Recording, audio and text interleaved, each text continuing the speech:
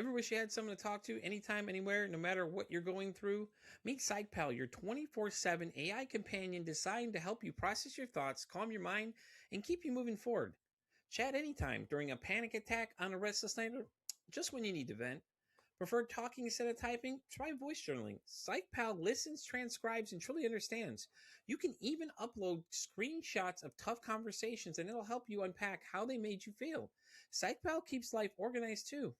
It can add appointments to your calendar, track your mood, and even summarize your sessions for your therapist so you'll never lose progress.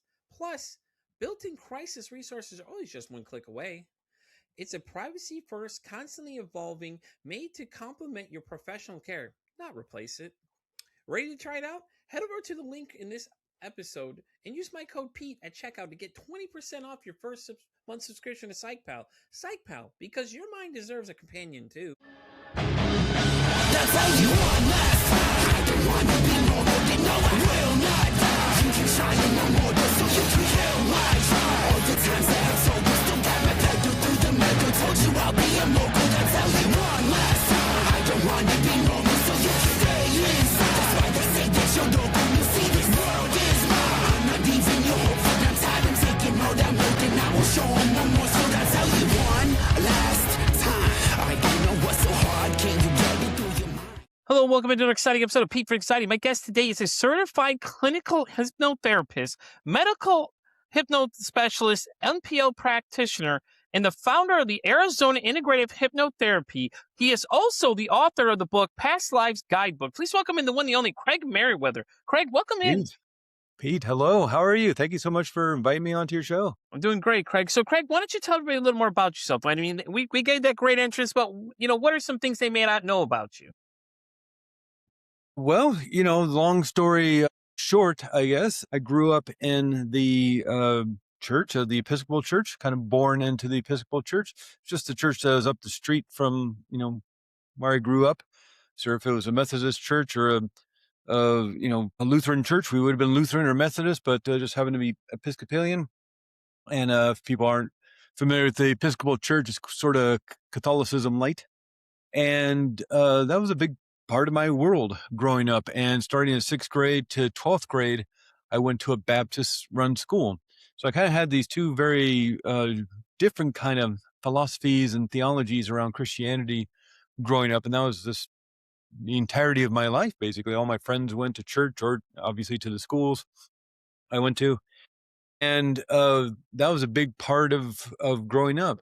The other part of growing up was the depression and anxiety I was struggling with. And this is the 1980s, so there's no internet, there's no SSRI drugs like Prozac. Those didn't come out till the late 1990s. So really in the 1980s, all you had was whatever book you might be able to find at the library or the bookstore, and whatever talk therapist you might find in the Yellow Pages. Or if you somehow would ask somebody what their recommendation was for a talk therapist, which of course you're not going to do back in the early 80s. And so it really was just kind of struggling through it and suffering through it as a teenager. And as I got in my 80s, I moved to a small town and went to school and university. And, as you learn more about the world, learn more about other people and where they come from and their philosophies of life, and listen to their music, and there's festivals on the weekends, and you start learning more about their spiritual beliefs. And so it's sort of this slow drip of learning about the world, as well as learning about myself, understanding more about what I was going through and how to deal with it. 1990s, the personal growth movement got really big. Tony Robbins became super huge. And so in trying to find a way out of this kind of issue, fog of anxiety and depression I was struggling with, I started doing a lot of personal growth, self-help stuff. I was doing some talk therapy here and there, but I didn't really feel that was helpful because I didn't know what the problem was.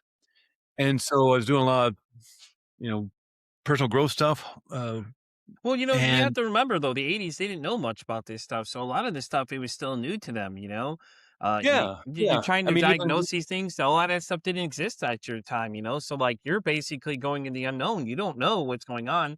So when you're going to yeah, therapy, you're expecting to, like, they're going to help you figure out what it is you're dealing with, or what is it what is the issue I'm having, so I know how to better attack it. But at that point, you both are kind of guessing at that point, because They didn't really know much, and you obviously Yeah. didn't know much because you're a teenager at the time. You don't know any of Yeah. that kind of stuff. You only had limited resources of what you can know, so you can only look up based on what the symptoms you're having are. And that could be a million different things at the time, versus today where you have like you can go to Chat GPT, start looking up certain things and get a better idea, which is still a scary place to be. I mean, but Yeah. it's interesting though, because a lot of people when it comes to spiritual, they get a little thrown off by it because, it just depends like how it's been presented to them. Like I know my personal experience at first was it was a horrible experience because everybody I met would always just like try and force feed it to you. And it's like, yeah, I don't take things that well. It's different when you're sitting there having an actual conversation with me, let me ask the questions I have, and just getting answers that the best of the person can give me. Okay, it's a little different. I have questions of things. I'm just kind of curious things. You see a lot of people that get super fanatical. A lot of times that's what it's portrayed as. People are super fanatical. This and all these other like wild things that movies and TVs these days will put out there for you, and it's really not what it's like. And I laugh every time I see some of them too because it's just so funny because it's over dramatized for a lot of people, and it's just like, oh God, you don't need to stop. It's like you're making this look worse than it has to be. I mean, religion's a great thing. There's nothing wrong with having a higher power of some sort. Everybody had a higher power of some sort. You think about it, the Indians had their own separate gods for everything. The Greeks and the Romans all had all different gods for different things. You know what I mean? However you did it, there was something higher up there that you were talking to and that you were praising and things like that too. And you prayed to and just, and things like that too. And I think that that's where a lot of stuff gets muddled when it came to a lot of stuff like that. For me, it was just like the way it was presented is just like it's off putting to me now. I am a man of faith now, but it's like I don't force feed it on anybody. Like I'm like I tell people, God has a plan for everybody. You may not understand the plan, none of us will. I don't think any of us ever will. That's the great thing about it is that you just have to trust that he has your best intentions, which most times he does. Some people may Yeah. not see it that way, but that's their own opinions. That's the great thing about being human. We have our own opinions. Yeah. Yeah. And I think you hit on a really important aspect of what's going on nowadays. We get so much of our stuff either through uh Chat GPT, or, some of the AI stuff, obviously not just Yeah, Chat GPT, yeah. there's like 30 of them. But Social media. yeah, and social media. And obviously there's a huge bias of even just the algorithm of whatever you happen to Hmm. look at, Hmm. the people you like and all that stuff that's going to feed you a certain viewpoint. Whereas what was fascinating to me as now I look back upon it in this small, it was in Santa Cruz, which is right near San Francisco. It's right near Silicon Valley.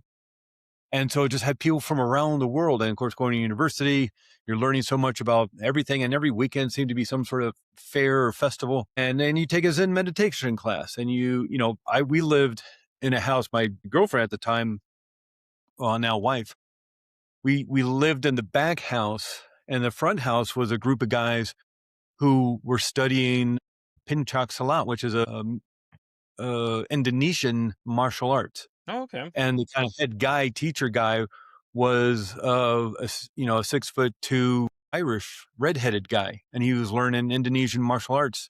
And it's just, that was in the front of the house. And so you're just surrounded by all this stuff and you're learning about it. And what I found is, of course, I had my limited view. This is the 1980s. You didn't, as I was growing up, you didn't have the internet. Internet was in what, 96, 97 when it started coming Hmm. out with our Yeah. 15-point modems and it took 12 hours to download a picture and all that. But it's just, again, it's like whoever you met or again, whatever street fair you went to or festival or something. And what was fascinating to me about Santa Cruz is there was something like 7, 8 bookstores just in that downtown area. If anybody knows Santa Cruz, there's that kind of 3 blocks wide and maybe 10 blocks long of the downtown. And back in the day, back in the, 70s, 80s, 90s, there was like 7, 8 bookstores. There was like 16 movie screens, most of them, which were art house movie screens, all sorts of different cafes and restaurants. You just walk down the street, you see all your friends and chit chat, all sorts of different music coming through because it's right near San Francisco, between San Francisco and LA. So a lot of the bands would just stop off one more night and play Santa Cruz. So my worldview just started to widen. It was a slow drip, certainly, but my worldview started to widen, and it's sort of like going to the spiritual bookstore. I was like, Hmm. well, I only like this one little section because that's all I understand, and this other stuff about angels and past lives and reincarnation and whatever else is in there. It's like crystals. I say, I don't know. That's nonsense and I don't understand it. I don't like it. And then as I learn more, as I understand more about other people's cultures, that just kind of widens more and more. And so what was interesting about the 90s is, especially later in the 90s, when the Prozac and all the other SSRI drugs started coming out, the conversation opened about depression Hmm. and feeling that anxiety. Before, you kind of really didn't talk about it, you just hit it. But Yeah. now it's Oprah, it's on Phil Donahue, it's on the Merv Griffin show. You talk about it with your doctor, you talk about it with your friends, and it was okay to be depressed and it was okay to talk about it.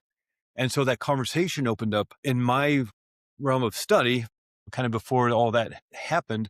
I was getting, like I said, personal growth stuff. And one of the things that they were always talking about was hypnotherapy. Hmm. And hypnotherapy, there's a whole different conversation right there just about the unfortunate misconceptions and myths about hypnotherapy. It's not mind control, it's not Yeah, brainwashing. we've covered that with a few guests prior to this interview, Really? where we touched on a few of those things, though. Where it's Yeah. like they were saying that, like, people think you're just going to get hypnotized, and people are going to take, and it's not even like that. It's not even what it's for. It's not even what people are using it for these days. No, hypnosis is just that alpha brainwave state. Hmm. Every, multiple times a day, we all alter, move in an altered state of consciousness of that daydreamy state. You're bored at work, you're at a meeting at work, and your mind drifts off. Oh, if I was in this meeting, I could be getting that project done that's due on Thursday. Or, oh, I got family coming in this weekend. Oh, I gotta get the house cleaned up. I better get the refrigerator full. You start thinking about something else. Whether you remember high school math class, you remember that chemistry class in Hmm. college, and your mind would just drift off. Teachers still talking, but you don't hear them anymore. Kids asking questions or whatever, you're just staring out the window, thinking about the weekend and how much fun you're going to have with your friends. You've altered your state of consciousness being bored back in high school math class or that meeting at work, or you're driving home. You ever had this experience driving home from work or from picking up the kids or from school or shopping or whatever? And you start thinking about, oh, I got that meeting on Friday. I need to get the PowerPoint done. And all of a sudden you're in your driveway, you're in your garage, you're in your parking spot. You don't remember the last 5 or 6 blocks. Hmm. You yourself have altered your state of consciousness. You put yourself in the hypnosis state. And it's nothing magical or mystical about it. It's just moving down in the alpha brainwave state. Literally, the biology of it is how fast your brain is processing information. Hmm. That's it. And right now, when like you and I are P, we're in this conversation, we're having a discussion, we're listening to each other, we're in this present moment, focused in this present time. We're firing about 18, 20 cycles per second in the beta brainwave state. Well, if I just drift off, I start thinking about, oh, okay, the to-do list I got to get done today and work and all the things I got to get done. Well, I've just altered my state of consciousness, Yeah. slowed down how fast my brain is processing information, how fast it's shooting the little electrical pulses to each of the brain cells. And now I'm firing about 12 cycles per second. I'm in the alpha brainwave state. Maybe I'll just really zone out and I'm not really asleep and not really awake. I moved into theta brainwave state, and then I'm sorry, my head starts slowing down. I'm falling asleep. I'm moving into the delta brainwave state. And then let's say I'm back in high school math class and the teacher's like, hey, Craig, why don't you come up here and do the problem on the board? I'm like, wake up. I look around and everybody's staring at me. I'm embarrassed. And I don't know how to do the problem on the board. I wasn't paying attention. Yeah. And, now I'm stressed and everybody's staring at me. And now I'm firing about 30 cycles per second because I'm in the fight or flight stress response. Well, I've just altered my state of consciousness, went 3 or 4 times in about 10 minutes, just being bored in high school math class. This is something we do every day. So we can move in and out of this hypnosis state. We do it all the time. Everybody can do this. This isn't something you cannot do because you do it. And if you've ever, if any of your listeners, Pete, or you yourself have been to a hypnosis session and it's like, oh, it didn't work and they couldn't get me in, I'm hypnosis. I'm not hypnotizable. I can't go into hypnosis. You can, you just didn't want to in that situation. The person made you feel uncomfortable, the room, the, maybe it was some sort of academic, university situation made you feel uncomfortable. You just didn't feel like it because you really didn't want to quit smoking or change the habit or whatever. Like, it's not about control. It's not about brainwashing. You can't make anybody do anything they don't want to do. Even those Las Vegas shows, people are dancing like Michael Jackson and singing like Elvis Presley and barking like dogs and quacking like ducks. Everybody that gets up on this stage volunteered to be up there. Yeah. They want to be up there. They want to be star of the show. They want to have a good time. They want to have fun. They want a funny video to put on Instagram or something, go viral. And who's the hypnotist going to pick at one of those Las Vegas shows or comedy club shows? Are you picking the introvert at the back of a room, sitting in the shadows, sinking down in their chair so they won't be seen? Or are they picking the extrovert who got there early to sit in the front row and is jumping up and down saying, pick me, pick me? Yeah. You know, it's all about your intention and what you want to do. And what was fascinating about hypnotherapy, because a lot of the personal growth stuff that I was looking into in the 90s and even early 2000s, they would say something like in the back of the book or the blog post once the internet was out there, or article in a magazine or something. It'd be like the 5 things you can do to change your life. And 4 of them would always be different, but one was always the same. It was always hypnotherapy. It's like these tools, these techniques allow you to access your own subconscious mind to create healing and resolution around hurt and pain, even if it was decades ago. And so I started looking into that, and I found somebody to work with, and I did some deep healing work and released and resolved a lot of those issues I had been dealing with for a couple of decades. And what's also fascinating about hypnotherapy, so it scratched that itch of healing and resolution around the hurt and pain I was dealing with. Another aspect of hypnotherapy is the more spiritual side of it. Yeah. It really started like informing upon my life because, and back in nowadays, you just go to Malibu or you go down to South America somewhere and do an ayahuasca ceremony, or go to somebody's, Wednesday evening in somebody's backyard and do an ayahuasca ceremony. And back then you couldn't do that kind of stuff. I'm sure there's states where it's still super illegal. Yeah.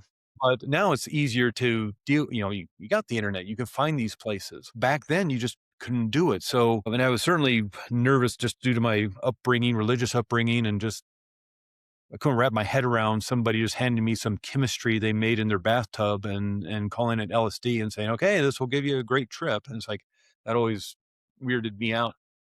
And so what other options is there? There's like prayer, meditation, hypnotherapy. And so hypnotherapy allows you again to tap into your own ability to, whether you call it your higher self or you call it God or you call it the energy of the universe or whatever you call it, tap into that, as all the science. And that was a big part of my book, the Past Lives Guidebook, is looking at the science and the biology of all this. Because what a lot of research is saying is this brain of ours is not a warehouse. It's not a self-storage unit of memory or consciousness. Consciousness is not imprisoned within the skull here. Consciousness is non-local, meaning it can move around. And a lot of that research to show that was done by the government in that remote viewing research they did in the 70s and 80s. And now this is where your show kind of starts maybe turning more into a little conspiracy theory show. But this is all real research the government did. You can actually look at it online on government research like CIA.gov. And all this research got released because of the Freedom of Information Act in the early 90s. And the government got real embarrassed that they were doing this weirdo woo-woo research around psychic ability and ESP and all that, trying to weaponize it because the Soviet Union was doing the same. So in the late 60s, the CIA found out, or it was implied, that the Soviet Union was researching psychic ability, ESP, because wouldn't it be great if you could look into the Pentagon and see war plans, or see troop movements, or see into underground bunkers and all that. And so the CIA wanted to do the same again. And one of those, make a long story short, found some researchers at Stanford, and they started at least 25 years of research and experimentation around consciousness and psychic ability. And I'm guessing since it worked, because they were getting great results. If they didn't get any results, that program would have lasted 6 months and they would have gone somewhere else to look for answers. They spent about 25 years, millions of dollars, because it worked. They were getting some great results. And I'm guessing they're still doing it, because if it worked, why would they stop, even if they got embarrassed? Yeah, and found, exactly. Like you said, if it would have been 6 months in, they're done. And then, well, we're 25 years into this thing and they're still looking at it. So obviously they're finding out something that they're liking, because, a lot of times they say we don't use we only use a small percentage of our brain. What if we unlock the rest? Like a lot of these other movies premise on, it's like, what if we unlock more part of our brain? What's the more power we could have, and what's the unlimited capabilities we could do with it though? Yeah. Yeah. And so they probably just changed the name of the program and moved it to the office across the hall. So I'm guessing they're still doing it. But what was fascinating about it, and again, this is U.S. government research, they found that consciousness can move forward and backwards in time. And again, there's lots of books, because there's so much was written about in the early 90s, and a lot of jokes and eye rolling was done about it. A lot of the people in the program started writing their own books. There's a lot of information about these programs. Stargate. And that's the other thing. It's just like they give them these dumb names like Stargate and all this things. Like, oh, man, it makes it sound very conspiratorial. But what's fascinating is they're doing legitimate research on consciousness and found that not only can it move across location, it can move forward and backwards in time. And so a lot, and other research has come out since then, in the last, whatever, 60 years, again, showing that consciousness is not imprisoned within the skull, and that the brain is not this kind of Raiders of the Lost Ark warehouse of information, memories, and housing of the consciousness, but that it's more of an antenna. Sort of like, here's, I got my phone here. I have the entire wisdom of the world here, but it's not in my phone. I'm accessing it. I'm pulling it in. This Yeah. is like a big, huge antenna computer, and I'm pulling it in. Yeah, I got a couple pictures. I got a couple of songs on here, a couple of apps, but the information of the world is not in my phone. I'm pulling it in Mm-hmm. like an antenna. And our brains seem to operate in a similar way, specifically looking at the pineal gland. That's what the book's all about, is looking at the science and the biology and even the history and what do different religions say about the reincarnation Yeah. and lives, like Hinduism and Buddhism and Judaism and Christianity and indigenous cultures from around the world. And it's fascinating, the history of it all, where it came from. I even go all the way back to starting with Neanderthal burial sites. And is there any indication on how Neanderthals, 50,000 years ago, buried their community, their tribe, their family, that they had thoughts about life after death? Yeah. And so, yeah, it's fascinating beyond belief, and it's been a slow drip.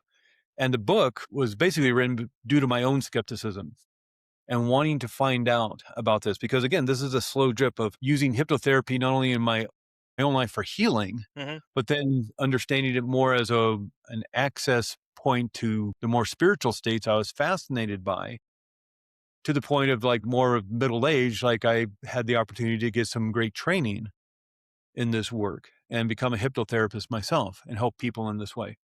And so this has been like a slow drip over, since a teenager, since the early 90s, to getting trained about, 12 years ago. So it's been this slow drip of and widening of my worldview to the point where it's like, well, I wonder how true this really is. It's fascinating. And I kind of X-Files thing, I want to believe, but is there any scientific validity behind any of this? Because the books like Brian Weiss and Dolores Cannon and all that are fun to read, but it's really about, somebody's specific experience. It doesn't explain why it could be happening, because there's all sorts of different things, and people way smarter than me are still arguing over whether this reality of ours is a computer simulation, or is it a holographic universe, or is it the multiverse, or Yeah, see, the multiverse is what I was gonna say too. You just beat me to the yeah, punch of that one. Is this another parallel universe of something else? Like some of these superhero shows. Like The Flash was one of those big ones that really highlighted a lot in the '90s. Like when they were talking about how there were different Earths, so we're on Earth, whatever. There's different things that happen in reverse. Here, and like, are we in a parallel universe? Is there life outside of this galaxy? As we discovered, there's another whole another thing on the other side of this whole, stuff like that. We start exploring as we go. yeah. Well, it's that funny line in The Big Bang Theory, and Sheldon says something. Penny wants him to come dance with her or something. He says, "I believe in the multiverse, and in one of those universes, I'm a clown made of candy, but in none of them do I dance." And that's, Love it's a that funny show. joke, I it's a love funny that line. show. But in and of itself, like, yeah, that's a real theory, real Yeah. scientific theory, that there's multiverses and multiple Craigs and multiple Petes, and Yeah. we're maybe doing similar things, very, very, very similar. And that's what's interesting about past life regression. When I'm working with somebody with past life regression, and maybe they go, like, it seems to be the 1970s. And you can kind of see the gears turning in their heads, like, well, time-wise, that doesn't make any sense, because they think it's going to be ancient Greece or Egypt back in, 5 BC or something. And they're helping build the pyramids 20,000 years ago or something. But it's like, no, it seemed to be just, I'm an accountant in the 1970s, and it's like, it's not, a chariot driver, and it's not, in back in the Civil War, or rowing the boat across the Delaware or whatever. I want to say it's plain, but it's like what they're looking at is trying to resolve some hurt and pain, maybe in their current life, and it's connected to this life they lived. And so what if it's the 70s or the 1980s even? It's just like doing a play, like a theater troupe doing a play. And they do a play like in January, and maybe it's a play from the 1960s. Yeah. Then maybe in March they go do a play, an ancient Greek tragedy, and then in May they do a Shakespeare play, and then they're doing in July they're doing a more modern play written in the 2000s. Timelines can jump around, and maybe they go in chronological order for fun, but maybe they're jumping around due to some theme they're Mhm. looking at. But same with our lives, and a lot of this information and the work I do is based on the research of Michael Newton, and two books that are incredible and really have influenced my view of the world and the work I do. And even the book I wrote is Journey of Souls and Destiny of Souls. And the work he did with tens of thousands of people over the course of 40 years he was doing the work. And now the Michael Newton Institute continues to do even more work. Michael Newton passed away, I think, in 2011 or something.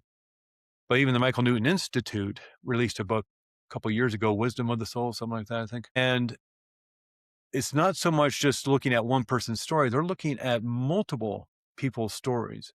And especially those first two seminal books, The Journey of Souls and Destiny of Souls. What he was finding, he accidentally regressed somebody as a hypnotherapist working with somebody in 69.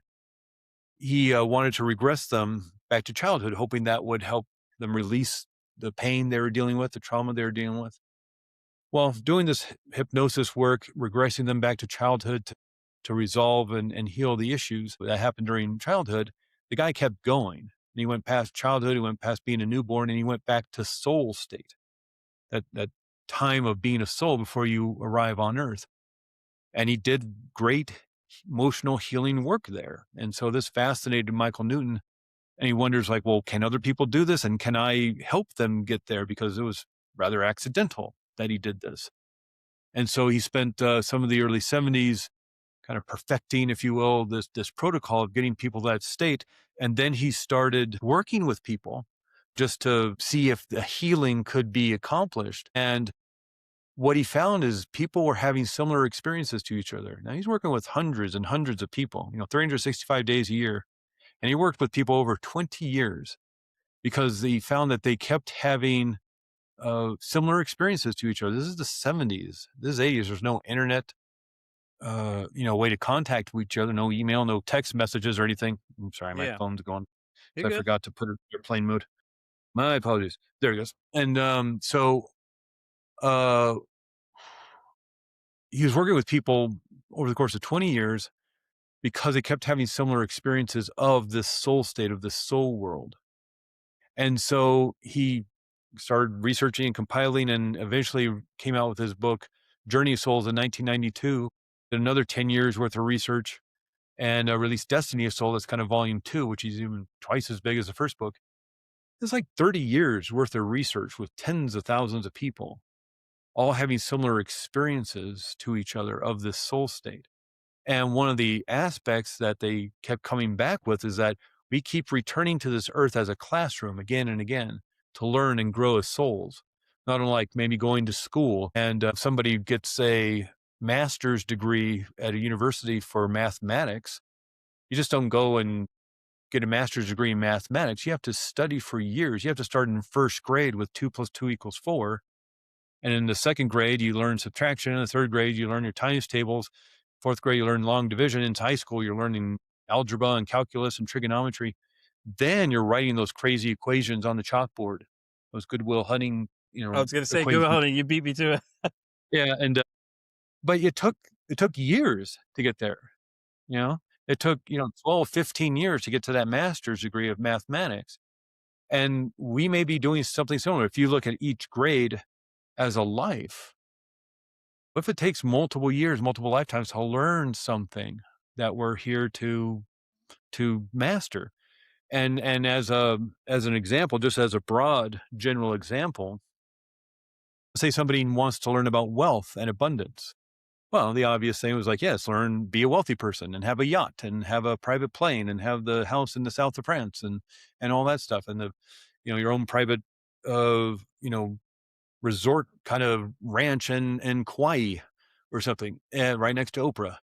Uh, we could, you can obviously understand a lot about wealth by being a wealthy person, but would it not also be helpful in understanding wealth and abundance to live in abject poverty in Calcutta? Hmm. Would it be helpful to understand what it's like to live paycheck to paycheck with 3 kids out of a mobile home in the Midwest somewhere?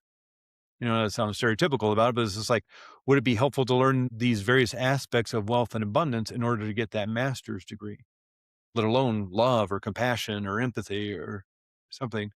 And so we return again and again, according to the research done by Michael Newton and Michael Newton Institute over the last 60 years, to learn, to grow, to develop as souls, as spirits. And not unlike, the computer simulation theory, a computer simulation, let's say a flight simulator pilot needs to fly into London next week. Well, if they've never flown to London, they're going to want to practice, and they're going to get on their home computer, their flight simulator at home in a safe place in their home office or living room or something in the den. And they're going to practice flying to London. And what happens if there's terrible turbulence over the Atlantic? What happens if it's pouring rain at nighttime? What if they switch runways at the last minute? What if for some reason Heathrow shuts down? They have to fly to Gatwick Airport at the last minute. What are they going to do? They're going to practice all these various scenarios in a safe place, hoping they don't need it, when they actually fly there. But if something happens, they're prepared for it. That's what a flight simulator is helping you do. What if this world of ours is a computer simulation where we're learning, aspects of ourselves as souls, as spirits, as humans that we're going to need somewhere else? Yeah. And that's just the computer simulation theory, let alone holographic or multiverse or whatever. And so it becomes very fascinating. It becomes head spinning at times. This could be a 10-hour conversation. We'd probably have more questions than answers by the end of it. Right. But that's where the book But I comes mean, from. it's very fascinating though. Unexplained. You think about it, because what if it is a computer simulation? There's a lot of like Japanese cartoons that explored this option of what if you were living in a 3D world and you could be anybody you want to be, kind of thing. And it's like, all these things could change, and things like that too. And a lot of people like they frown upon certain things, but it's like, well, think about it. They're exploring these avenues. Like, what was it? The one I was watching was called Paprika, the one where like, what if mind control vices took over the world and these people were actually like hallucinating, like Inception was a little bit of it too, and things like that too. And the other thing I was thinking of, the men who stare at goats, when we were talking about the military But yeah, experiment, that one too is a really good depiction of what you're basically talking about there. But I mean, it is a good question though. Think about it, like, because we've explored past lives on this show before. And one guest, we had a woman that was from England that we were talking about, and she was talking about how she said that I would something to do. One of my past lives was like, I was like I was somebody not really heard before, but now I'm being heard now. And then she had mentioned another gentleman she had talked to that it kept having flashbacks of something that happened to him. And he doesn't have any idea what it was, but it was going back to some past life he was in a totally different scenario, nothing like Greek or nothing else. It was like, I think it was like the 1960s, if I remember right. He was a cop or something. And unfortunately, the cop in this past life got stabbed to death, and he kept wondering why he had having this fear of knives and couldn't figure out what it was, and then it was linked to that. So it's all really fascinating to me, because I was like, damn, I was like, interesting. I'm like, well, that's really cool, because like what about other people's past lives? They may not know, and then when we explored hypnotherapy, one of our guests in this season, she actually didn't know she was actually sexually assaulted, because at 3 years old she was, but her brain cut off that memory so she wouldn't know, but her body remembered it though. So when she was doing hypnotherapy, her hypnotherapist kept saying, hey, there's something we need to talk about, but wouldn't say what it was at first. So it's all fascinating to me. As soon as anytime I see a hypnotherapist, and I'm like, oh yeah, let's go. Because I love these conversations, because the things you guys do, and I think people misunderstand a lot of this stuff. It's like, you could dig deeper past that first mental barrier in your wall, in your mind that protects a lot of things. You can get deeper in, and you can see things that you may not even know. Like that guest didn't even know that this even happened to her. She had no idea, right, but right. her body remembered it. Yeah. There's that famous book, "The Body Keeps the Score." Hmm. And a lot of the work I do in terms of the more therapeutic side of the clinical hypnotherapist, as opposed to more spiritual hypnotherapy, is starting with that feeling state in the body. Mm-hmm. Because we just don't, in and of itself, want to start looking for traumatic memories. Because even somebody's like, I don't know, I can't. A lot of people could be, I can't remember my childhood, and I think something happened. My parents or my aunts and uncles always act weird when I'm around, and I think something happened when I was a kid. I want to find out what it is. It's like, well, I don't do that kind of work because you just don't want to go look for traumatic Yeah, no, I agree. memory. If, if there if there is one, okay, I guess there obviously can be some resolution and healing work around that. But if there isn't one, and the computer code command is to find a traumatic event, the mind will create a traumatic event. That's where a lot of that false memory syndrome stuff came up in the 90s and 1990s, is because counselors and hypnotherapists and things, especially working with children, were asking very, very leading questions. And so the subconscious mind and just a kind of human being wanting to be accepted and get approval was like, okay, well, you want me to find a traumatic event? Well, how about this? You know, and does it, a lot of people had their lives destroyed and went to jail even, only to find out later that, oh, it never happened. It was a false memory, because the subconscious mind, wanting just to appease computer code commands, just came up with something that wasn't real. And so we don't necessarily want to look for a traumatic event. So we start with the feeling in the body, because the mind understands why that feeling state is there, whether you describe it as anxiety or depression or anger or resentment or regret or disappointment or whatever, however it's defined, however it's felt in the body, that can only be created by brain chemistry. Mm-hmm. Say, for example, anxiety. The brain has to start creating the hormones adrenaline and cortisol and the neural peptides, these molecules the brain creates, that send the message of anxiety or anger or disappointment or frustration or joy or happiness to the cells of the body. So that's why you get that feeling state.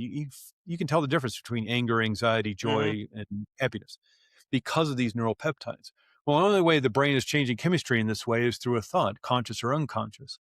So you know why you're doing it. Yeah, but maybe unconscious, but that's the brilliance of hypnotherapy and these techniques, Mm-hmm. is by quieting down that conscious level of mind, that logical, analytical part of mind, quieting that down and then accessing behind the veil into the subconscious mind, that filing cabinet where all these files have been kept of hurt and pain, maybe even since you were a little kid, and seeing which one is being triggered. Why is the alarm system of anxiety and anger or fear going off? Yeah. And that feeling state from the body of fear or anxiety or anger is directly connected to the thought, maybe unconscious thought, that is creating it. So let's follow it that way. You know why you're doing it, not consciously. That's why sometimes talk therapy can be very frustrating. I think talk therapy can be very helpful, very useful, very healing. But sometimes people find themselves spinning their wheels because they don't know what the problem is. Your subconscious mind knows. That's why you keep getting that feeling state, or the self-sabotage, or the habits of needing to numb yourself with doom scrolling or video games or drinking or pills or whatever the thing may be. You know why you're doing that, why you're protecting yourself, why you're trying to self-soothe. And so it's these techniques and these tools of therapeutic hypnosis help you access that part of your mind. And this is where the control comes back, because in and of itself, you're already out of control. Somebody's dealing with anxiety, maybe disrupting their life, and they don't know why they're doing it. You're already out of control. Yeah. So what this is going to do is give you back control. And I can't make anybody, as you probably already discussed on your shows before, I can't make anybody do anything they don't want to do. Yeah. That's why smoking cessation, why, what hypnotherapy is most known for, helping people quit smoking, why it's not 100% guarantee. Because if you don't want to quit smoking, you're not going to quit smoking. If somebody's wife or husband sets up the appointment, say, okay, they're going to quit smoking. I'm tired of the cost. I'm tired of the health implications later in life. I'm tired of the smell. And the husband, the wife shows up for the appointment and they're like, nah, I don't want to quit smoking. We'll do a couple of sessions and I'll tell them it didn't work, and I'll smoke in the garage. It's like they don't want to quit, so they're not going to quit. Otherwise, I could go to every Las Vegas casino and bar and just make people quit smoking, and everybody'd be healthier. I'd be able to go to every prison and hypnotize everybody to be law-abiding, upstanding citizens, and I'd shut down the prison system. I'd be able to hypnotize my way into the United Nations and hypnotize all the world leaders to create world peace. I'd be the guy who ended war. I'd be that guy. They'd Yeah. celebrate and sing songs about me. But I can't do that because that's not how it works. This is not a control mechanism. And even again, like those shows in Las Vegas or comedy clubs, it's like everybody gets up there wants to be in the show. Yeah. And even if they want to be up there and they get up there and they all of a sudden realize, oh my God, 100 people are staring at me now. I'm under these bright lights.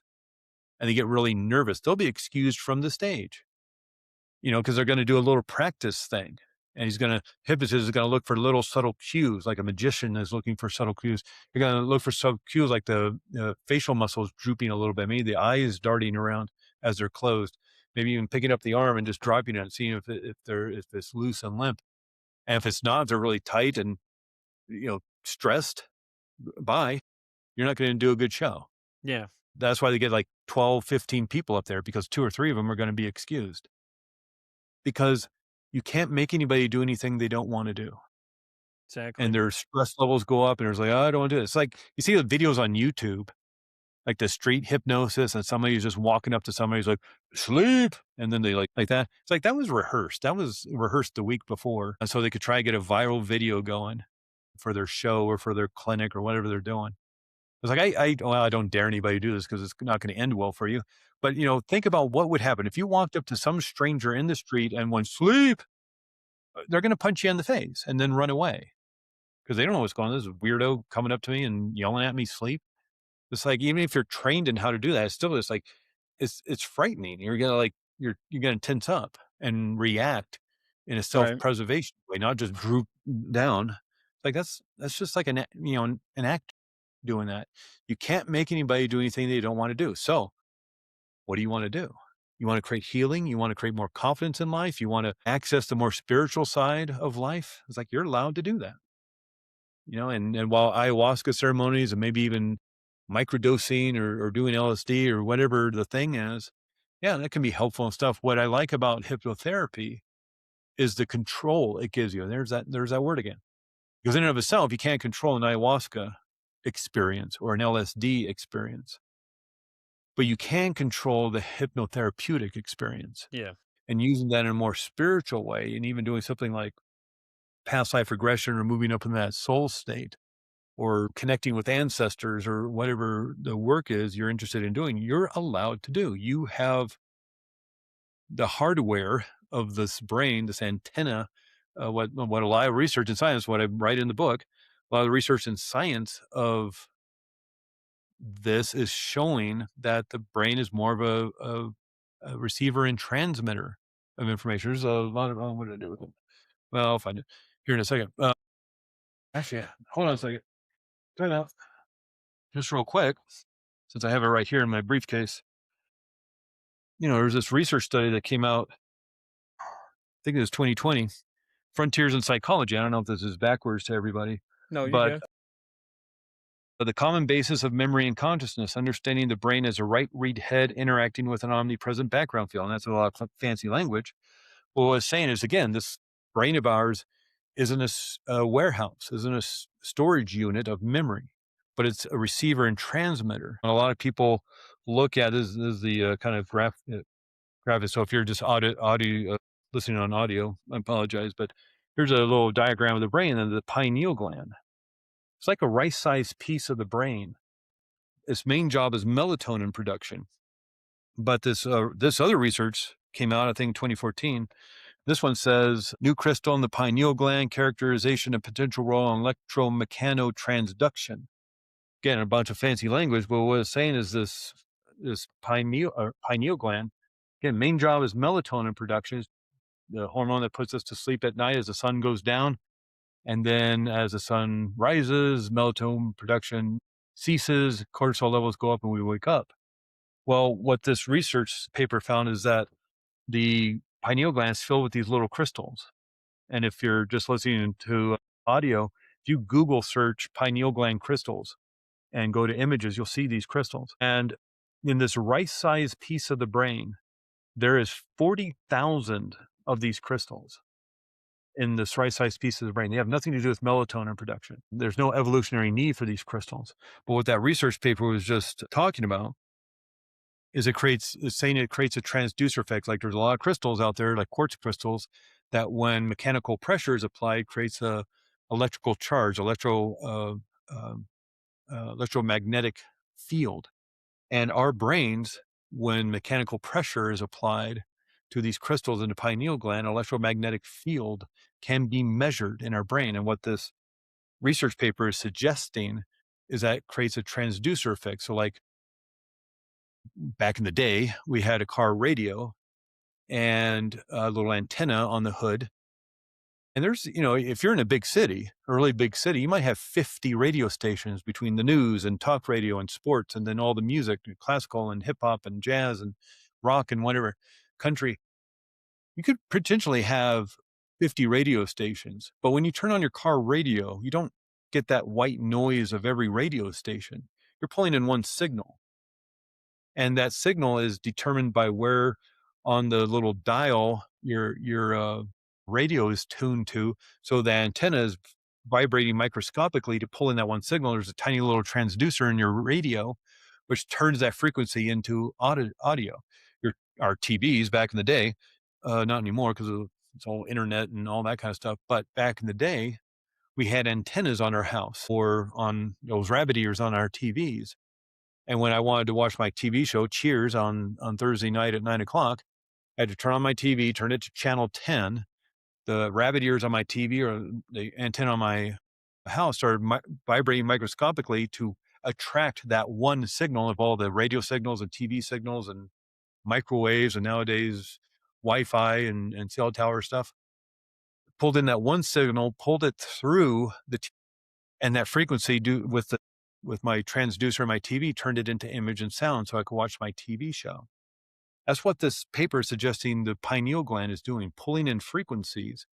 And that other research paper said the omnipresent background field is where all this is stored. Sort of like the servers at a university or Google or those big server farms holds all the information and my phone pulls it in. Well, the omnipresent background field, what that is suggesting is that in an atom, when you take an electron microscope, you start looking at what's an atom, the atoms that form me, that create Pete, that create this desk and my microphone and my furniture in my house, all the atoms. If you look at an atom, it has electrons, the neutrons, and then subatomic particles like quarks and things. And then the very essence of an atom is that vibrational field, and that's what it's saying is holding all this information. That's what we're tuning into, with all this, biology in our brains. So our brain becomes an antenna or a radar dish. Yeah. To not only receive information, but put out information into the universe. That's pretty cool, though. I mean, that's very interesting. Yeah. Just because, we do have electrical pulses that go through our body, so it would make sense some sort of thing like that happening possibly too. And that's really Yeah. interesting though to know though. But that's I mean, I'm not against it. I don't see it not being a possibility though with a lot of things that happen these days, because remember they used to think the aliens were going to steal our brainwaves, so people would put foil hats on to protect their. We all thought they were crazy, but apparently not. This research is saying otherwise. It may be a strong possibility we do put out things like that though. So, but Craig, as we get ready to start wrapping up this episode of Pete vs. Anxiety Man, I want to ask you two questions. Now, the first one's kind of a fun question like that, live to guess, and I'm very interested to know your answer to this question.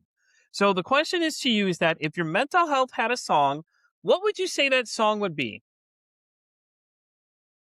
Everybody loves this question. I'm telling you, I get the same response. Everybody laughs when they hear it. They're like, man, that's a great question. And this is just where my mind went. The first song that came to me was Helter Skelter by the Beatles. And then the other one was Disco Inferno. Oh, there you go. Okay. Burn. Disco Inferno. I love it.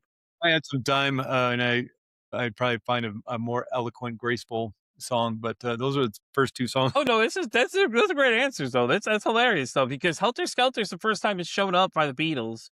I think the Beatles are the first entry of the Beatles since I've been asking this question to people because it's always fun to see what their responses are to it. And Disco Inferno is a good one too, though.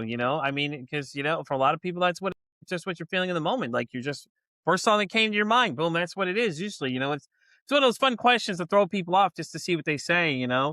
So my Yeah. next Well, question, and the first answer is usually the most accurate. all right? And I think just in terms of the chaos of the world right now, as we record this, Yeah. just what it feels like in life right now. Yep. Yeah. So, Craig, Yeah. my next question for you, and the main reason I start this podcast, that is if you could break the stigma about mental health. Now, when I ask this question to you, it's anything that you just get tired of people asking you about, like, anything that you feel like you hear somebody talking about, you're just like, man, I wish you'd stop believing that. That's not really right. What would you say that one thing would be? I would say two parts. Of course, the whole thing about hypnotherapy, being mind control and brainwashing. And I don't want people looking into my conscious mind and giving away my secrets, which is not a thing. I get frustrating after so many years of trying to explain and so much research out there now and how helpful hypnotherapy can be. But in terms of mental health itself, I would say, well, I think what the misnomer is that depression and anxiety and anger and regret and resentment are not so much states of being that just inform this is how you are, but are more like warning signals, sort of like somebody pulling the fire Hmm. alarm and the sirens go off, the strobe lights go off, warning everybody if there's danger. Well, your subconscious mind's main job is to keep you safe and protected. And we also have a warning system, but instead of sirens and lights, we have feeling states. And so if the feeling state in your body is telling you and feels like anxiety, it's like the different sirens, so you can tell what's a fire truck, what's an Yeah. ambulance, and what's a car, or you can tell in a movie that's obviously we're in Britain because it has that funny police siren that it Hmm. does. Like there's different sirens. Well, we have different alarm systems too. And whether you want to define it as depression or anxiety or fear or anger or something else, we have these warning systems. And so it's not that there's really something wrong with you, is why do you feel you're in danger? What is your mind trying to warn you about through this feeling state in your body? So it's not that there's something wrong with you. You're not broken. It's just that something in your world is dangerous. Now, it may be a slight thing, it may be even an imagined thing, because that's kind of the issue of being human. Our minds can't tell the difference between what's real and what's imagined. But and in and of itself, that yes, a fire's not coming towards your house, of an attacker's not coming at you with a knife, and that kind of life threatening danger. But there's something, whether at work or in family or relationship or something in life, that is sending out these warning signals. You're not broken. It's just that something in your life is being perceived as dangerous, maybe because of something that happened a long time ago, and it maybe kind of looks familiar. And so the alarm system is going, we don't want this to happen again. So let's warn you. The problem is the subconscious mind speaks in a more metaphoric and symbolic way. And so, and the warning systems is feeling state. Hmm. So it gets, unfortunately, just doesn't hand you a card and say, here's the problem. Like those error messages you sometimes get on the computer that actually tell you what the problem is. It unfortunately doesn't do this. And the other aspect of being human, what you practice, you get better at. Yeah. That's great. If you want to learn the piano or the guitar or learn dance or learn martial arts, learn to walk as a kid, learn to ride a bicycle. What you practice, you get better at. Unfortunately, if you're practicing anxiety, practicing fear, practicing being angry, you're just going to get really good at that. But again, one great set of tools and techniques, hypnotherapy, can help release and resolve a lot of that so you can start practicing something else. Yeah. So I think that was a long answer to a I short think it's a great question. answer, though. I think it was a really detailed, great answer to things too, because I feel the same way. My anxiety, when it kicks up, usually is indicating to me that something's wrong. I have a feeling like I can sense something's not right, and I'm not sure what it is, but I know something is going on, or I need to be somewhere, or something's telling me, "Hey, man, be alert of something." So you're not wrong. I love the answer. To other people may be lengthy, but that was a great explanation, though, Craig. I really liked how you broke that down for me because it makes a lot of sense. But Craig, Well, thank you so and much. thanks.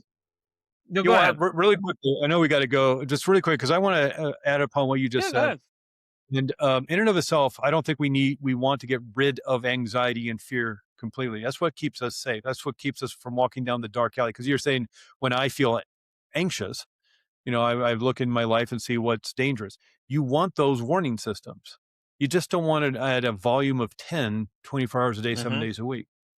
That fear, that anxiety keeps us from walking down the dark alley at midnight, even though it's a shortcut home, from peering over the edge of the Grand Canyon too far, from petting the nice rattlesnake or the scorpion or something. That fear and anxiety keeps us from doing that. So that's great. It keeps us safe. It keeps us alive. It's just when it kind of runs on a pretty chronic state at a volume level of 10 that it becomes a problem. No, Craig, I think that was a great answer. Like I said, man, I loved it. And thank you so much for coming and hanging out with me today. I really enjoyed this conversation. I thought it was very Yeah, insightful. me too. I thought we really covered a lot of interesting topics with it too and everything else like that. So I appreciate you spending the time when you hanging out.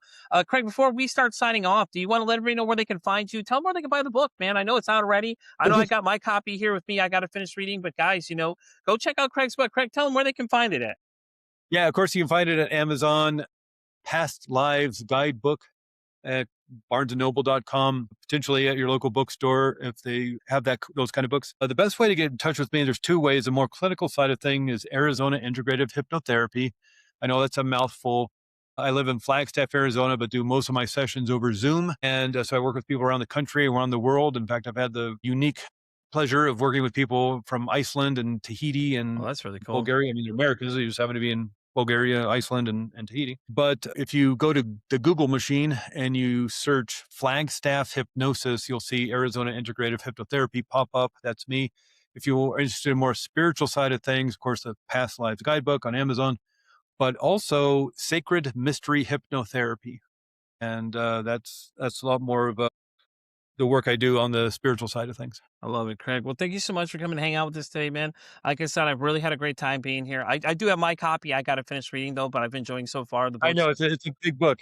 My wife teases me all the time. It's just like what a 200-page book turned into a 450-page book. So, Well, it gives me something to read. Then I got a stack of books I have to read through. So I read up. I get a bunch of them all the time, and I appreciate every time somebody sends me one. So I do take the time to read them. It does take me a little bit with everything else that goes on, but it's something great to do in my free time, man. When I need a little something to get away from everything, just find a nice spot, just sit down, just start reading. People ask what I'm reading all the time. Hey, what are you reading this time? And and things like that too. So it's always great when I get these new things to check out. But thank you so much for coming to hang out with us. Do you have any final words you'd like to say to everybody at home? I'd just say, once again, I already said it, but I think what is important for us as human beings, what you practice, you get better at. So notice in your life what you're practicing, and maybe anxiety and fear and anger, and know that you can turn that around. And part of the process is practicing gratitude and joy and happiness. There's a practice to it. So I love it. when you practice, you get better at. So what do you want in your life? I love you. Thank you so much, guys. That was Craig Meriwether, guys. And with that being said, we're going to wrap up this episode of Pete vs. Anxiety. You know where to find me? I'm Pete vs. Anxiety on X all the way down to TikTok. I'm on Spotify all the way down to Pandora Radio. And as I always say, it costs nothing absolutely to be kind to somebody. One kind act you could do could save someone's life, or hell, you can make their day. I'm Pete vs. Anxiety. Sign off, saying, don't ask how your day is today. Say, hey, how's your mental health?